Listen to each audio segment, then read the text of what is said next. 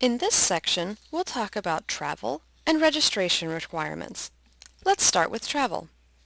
If you travel outside the United States, you'll need a valid passport, valid F1 visa, and a valid travel signature.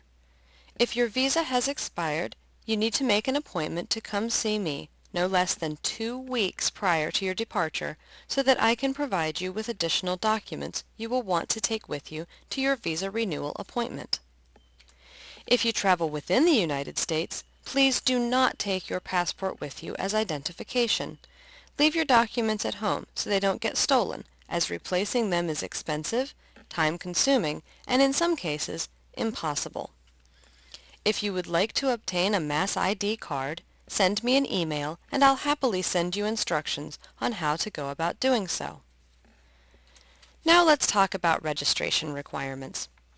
Full-time registration is defined as 12 credits for undergraduate students and 8 credits for graduate students.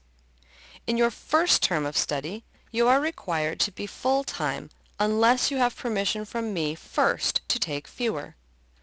Every fall and spring term after your first term, you are required to be full-time unless you have a serious medical issue that prevents you from being full-time.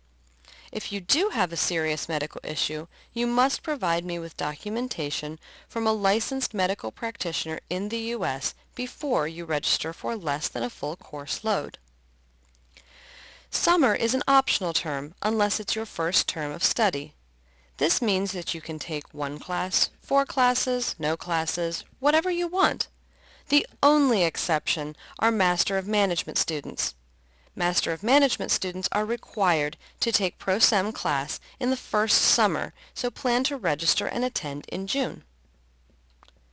In your final term of study, your very last term of study, you may take only the credits needed for you to graduate. Please double check with your advisor when you're in your last term to make sure it's your last, though. If you take fewer credits and then discover that it wasn't your last term, you will be out of status. And finally, you are allowed to take 1 online course in fall and 1 online course in spring. No more than that. In the summer, you can take as many online courses as you would like, unless it's your first term of study. If it's your first term of study in the summer, you may only take 1 online class. We've now covered your F1 documents, your travel restrictions, and registration requirements. We touched on attendance briefly, but just as a reminder, you are expected to familiarize yourself with the attendance requirements written in the syllabus for each course you take. Note that each course may be different, and you are expected to know what the policy is for each. If you are sick or injured and cannot go to class, you must have a note from a U.S. medical provider, such as a doctor, an urgent care, or an emergency room, in order for the absence to be excused. You can still fail a class for too many absences if you accrue too many, even if they are excused. If you arrive late to class or leave class early, that counts towards your number of absences. If you are late or leave early too many times, you can still fail the class for lack of attendance. Failing a class because of your attendance has a direct effect on your F1 status.